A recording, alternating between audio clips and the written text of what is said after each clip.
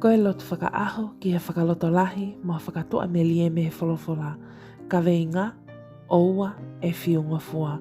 Potu wholofola ulua ki pita wahe ni maves hongo fulu. Ka koe o tua a ia oko a ana ai ke lesi koto ape. A ene a whio ko ne uianga ki mautolu ia kalaisi sisu ki he langi ta e ngata o ona. O ka hili ho o mō ka taki mamahi o fua no tene whakakakato ki mautolu e he ene a whio.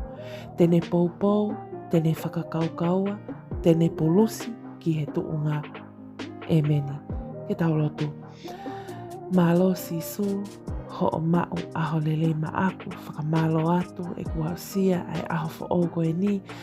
Oku ke iope mai pe ho o ke lesi mo ho o alo ofa pea oku i kaipe ke iai hataimia te wongo iai. Oku ke mama o ai me ia te ao. Neongo ai lahi e taimi oku whaingata ai halafononga. Oku ke kei puke ni mau o tokoni kau ka loto sii. Oku ke omi be ai loto lahi mo e loto kātaki ke utali tuu aki ai ngahi ngā hauvela ai te volo. Whawhetai. Oku ke hoko, koe poupou, koe taulangau ki he eku mo'ui mo e ku whanonga whakaaho koto ape. Siso, tao pe mo koe. Ke oua pe na aku whiunga fua, he ko koe, hoku pāle tua. I hoko a whape siso kalaisi ko koe hoku whamo'ui. E meni. Whakamalo ke te koe, oku ke kau mai ke talotu hūwhia he hoani. Tawange oku ke mau foki pea moha aho lelei he aho koe ni, pea ka pau oku ke fou ha mamahi, fou ha whaingata, lotu pe ki e eiki, tao pe mo koe sisu, omi nonga pe ma aku, omi ai fie malie ke oua te uwhiunga fua. Koe mahu inga ia aho no uki mau pe ki tau tolu, ke tau wō mau pe mo sisu i he aho kotoa pe ke whakapapaui oku ikai te tau whiunga fua he mamani o tau whanonga ai. Lahi ngahi ahoni e tau whanonga ai whetukutuku ai mate.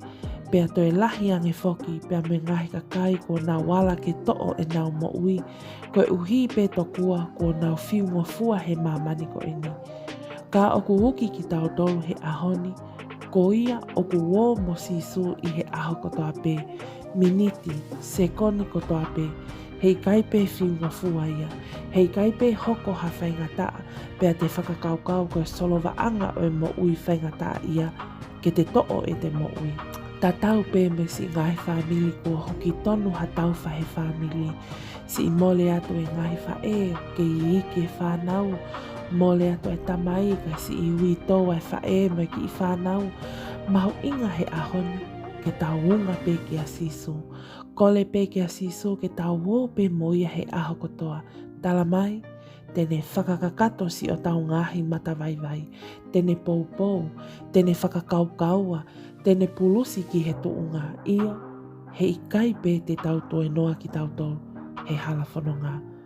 Eiki, tau wō pe mo koe. Ke oua te mau whiunga fua. E meni. Thank you to you all who have joined and subscribed to this channel. If you're new here, welcome. Don't forget to subscribe. That way you're kept up to date on daily prayers of hope and encouragement from the Bible.